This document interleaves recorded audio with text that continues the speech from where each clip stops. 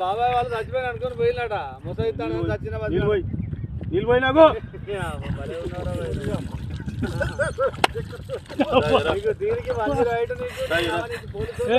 ఎందుకు పన్న వాళ్ళ ఎందుకు అనుకున్న వాళ్ళ ఈ చల్లదనానికి ఎండకు చేయలేక కన్నీకి ఓడిపోయి వచ్చిన గెలవలేక ఏం చేసావు 10 రోజుల నుంచి గణేట్ చేత నాతో గట్టించి నా కష్టం దోచుకొని గణేట్ రాయ్ నాకు అంటే డబ్బులు ఇచ్చారు కానీ క్షమ